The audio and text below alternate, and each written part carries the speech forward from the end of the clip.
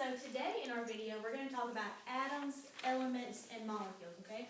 It's kind of a tricky concept, but if you really stop and think about it and look at some of the pictures and things that we've got up here, it should be pretty easy, okay? So let's start off with a review of our vocab words. So atom is the smallest individual part of an element. So I'll wait and show you these in a second. Element is the simplest form of a pure substance. And then molecule is where two or more atoms are combined together. So let's go back to atom. Atom, again, is the smallest indivisible part of an element. The word indivisible means that it cannot be, is so tiny, it cannot be divided any more than it is. It's the absolute smallest thing that you can have. It's in everything, and it's so small that you can only see it with a very specific microscope. It's so tiny. So, when two or more atoms that are the same, like this purple here, let's just say this purple is a certain atom. When two or more atoms that are the same are combined together, they make an element. An element is one of those things on the periodic table. Ms. Barnett's going to talk about those in just a minute, but it's one of those chemicals on the periodic table. So, after you have element, you have a molecule. A molecule is two or more atoms that are combined together, but a lot of times molecules are different atoms. So you have a purple and then two yellows. This is a molecule. It's different than an element because an element has the same atoms. Molecule has different atoms put together. Okay? So let's go over here to this sentence. We came up with this sentence, and what we're going to do is we're going to break it down. So if you're still a little confused on what atoms, elements, and molecules are, we're going to break this down. So the sentence says, we are learning. So if you break it down, and it's one sentence, but if you can break it down into three words. 1, 2, 3. And then you can even go as far as to break down the letters in the word. So let's look at the word are. It has 3 letters. So one way to think about this is the letters can be the same thing as atoms. They can represent atoms. And the words can represent molecules.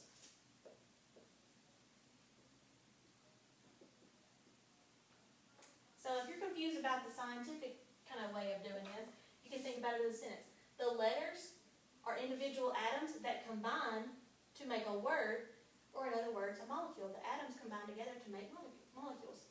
Okay, so in your packet, you have some different questions, and we're going to go through these and kind of help you understand how to go about these, okay? So I have 3 pictures up here, and I have the question, is it an atom, is it an element, or is it a molecule, okay? So we're going to put everything that we've just learned to the test and try to figure out what these are, okay? So we have one individual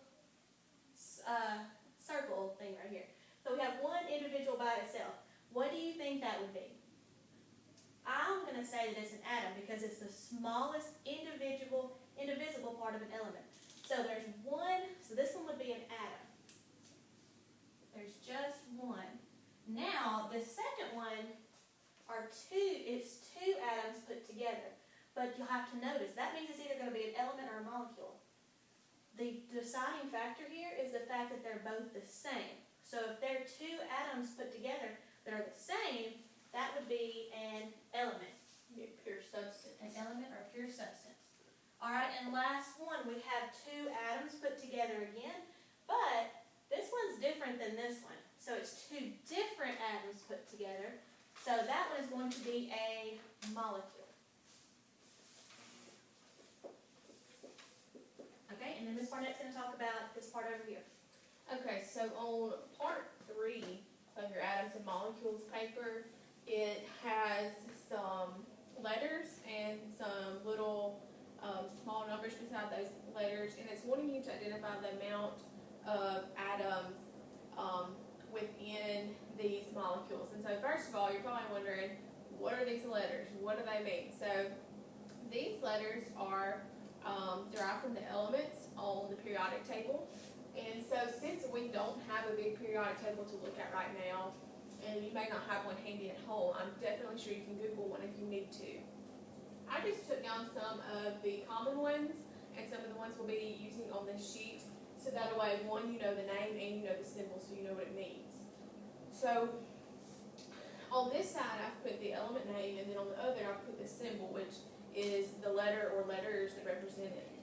So the very first one I want to talk about is hydrogen, okay?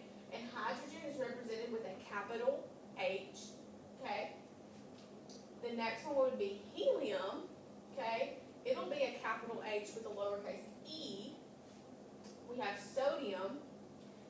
Sodium is kind of weird because the letters for it have look nothing like the word, but it's a capital N and a lowercase a.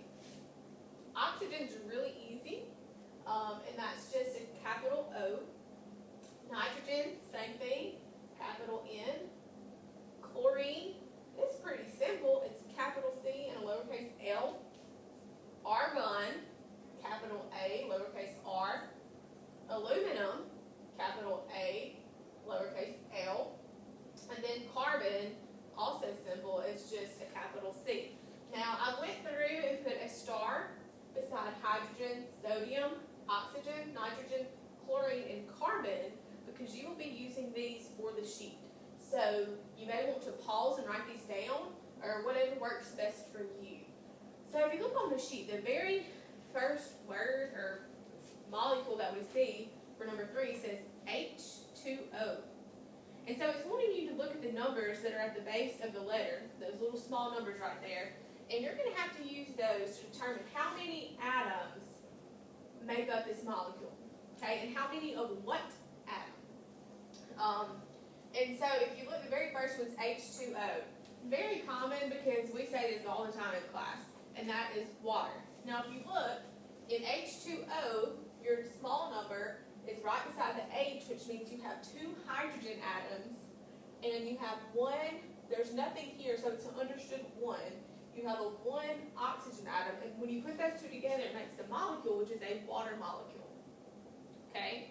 Your next one, if you look, is just NaCl. Okay? Now, if we go back over here, we notice that the Na is sodium, okay, and Cl is chlorine. So together, this would be sodium chloride, which is actually table salt. Learn something new every day.